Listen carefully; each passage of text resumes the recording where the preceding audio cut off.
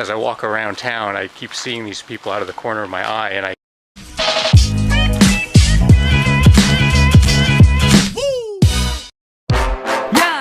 Ya, di sini bareng Warung Sobat. Salah satu syarat sebuah kehidupan adalah adanya interaksi antar makhluk hidup ya sob. Terlebih lagi yang namanya pedesaan yang biasanya masih kental dengan budaya gotong royong yang dijalani oleh masyarakatnya. Akan tetapi ada beberapa desa di dunia ini yang telah ditinggalkan oleh penduduknya karena berbagai alasan, sehingga membuat desa tersebut menjadi desa mati. Kali ini Ani suguhin beberapa penampakan desa-desa yang menyeramkan. Sebelum nonton, buat yang belum berlangganan silakan klik tombol subscribe dan aktifkan loncengnya ya sob, biar sobat dapat pemberitahuan video-video baru dari channel ini. Let's go!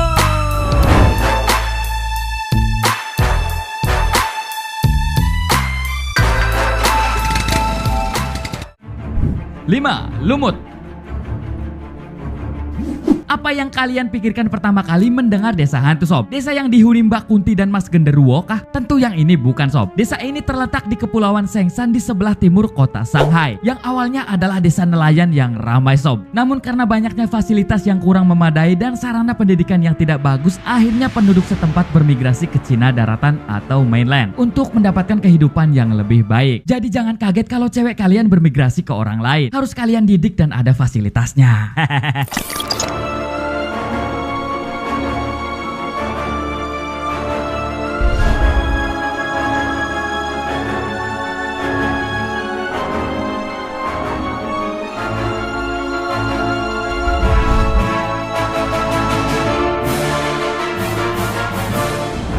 Ditinggalkan oleh penghuninya, desa ini menjadi tidak terurus sehingga rumah-rumah ditumbuhi lumut dan tanaman merambat lainnya. Akan tetapi desa hantu dengan pemandangan unik ini sekarang menjadi destinasi wisata yang dibuka untuk umum sob. Kalau hatiku dibuka untuk kamu saja. Namun sebenarnya desa ini tidak benar-benar tidak berpenghuni sob, karena dari 3.000 penduduk yang kala itu bermigrasi ke mainland, hanya 5 orang saja yang masih bertahan sampai sekarang dan melakukan aktivitas seperti biasanya sob. Waduh, bagaimana rasanya satu desa tinggal hanya 5 orang sob.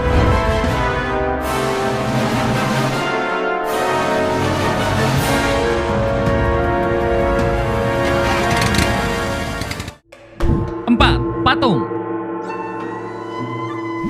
Kalau datang ke desa ini mungkin kalian akan mendapati pemandangan yang tidak biasa sob, karena ratusan patung batu menyeramkan berbaris tanpa berkedip yang seakan menyambut kedatangan kalian di desa ini sob. Kalau patung berkedip justru menyeramkan sob. Pemandangan menyeramkan tapi juga menakjubkan ini bisa kamu temui di sebuah desa dekat Osawano, tetangga desanya kakek sob, di Jepang. Desa ini dikenal sebagai Fureai Sekibutsu no Sato. Kalau gitu cukup pakai gado-gado numero 1. Fureai Sekibutsu no Sato yang berarti desa di mana Anda dapat bertemu patung-patung Buddha sob.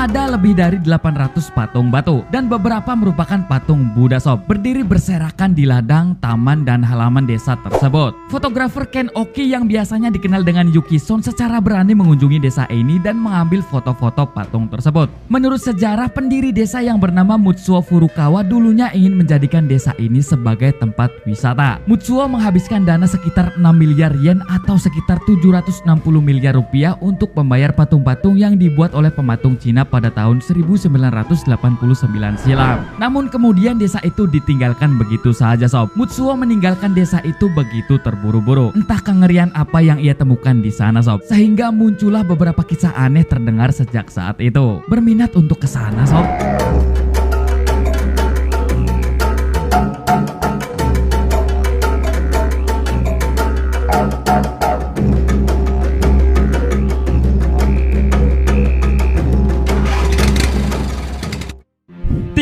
Mati. Mati aku, ayahku tahu, aku sedang berselfie dengan Mbak Konte. Amit.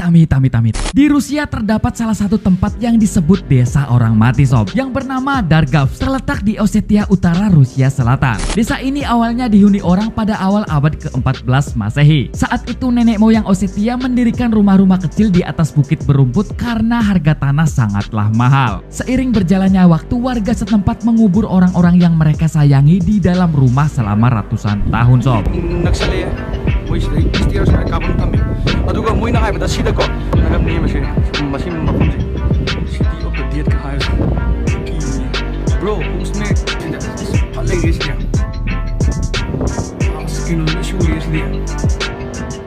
Mayat akan dikubur bersama dengan pakaian dan barang-barang lainnya. Tidak heran semakin tinggi rumahnya maka semakin besar jumlah orang yang dikubur di dalamnya. Namun menurut beberapa sejarawan, desa ini ditinggalkan karena wabah penyakit yang menyerang penduduk. Sehingga agar penyakit tidak menyebar, penduduk memutuskan untuk berdiam diri di dalam rumah dan dibiarkan mati begitu saja. Akibat hal ini akhirnya menimbulkan beberapa mitos yang berflower di masyarakat. Berkembang sob, bahwa jika kalian datang ke tempat ini, kalian tidak akan kembali hidup-hidup, terutama kaum laki-laki. Boleh buat para istri yang udah kesel sama suaminya, ini adalah destinasi wisata terbaik.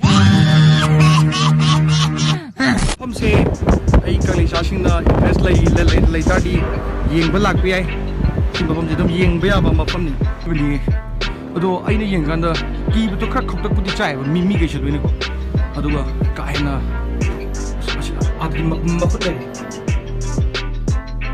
abing daga khangla ngam ni. 2. Pasir.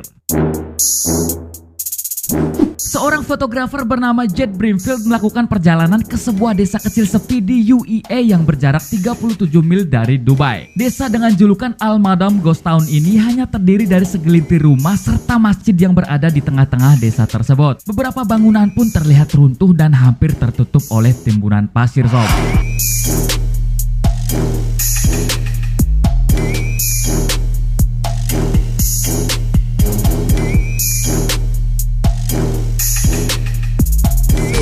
Yeah, there's quite a lot of people here. I would say, like, houses on the right and the very center at the end of the village, they even have a mosque.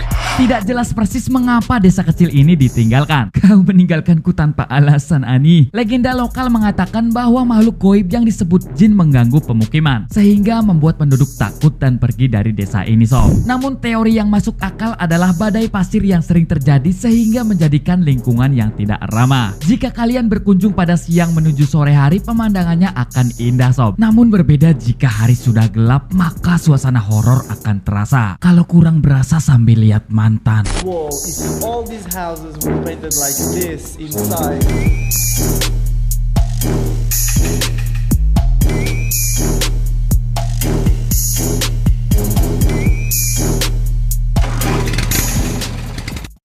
Satu, boneka. Ada yang pernah dengar desa Nagoro nggak sob? Salah satu desa di Jepang yang memiliki karakteristik unik di mana setiap orang yang meninggal atau pergi meninggalkan desa akan dibuatkan boneka yang menyerupai jasad aslinya sebagai penghormatan untuknya.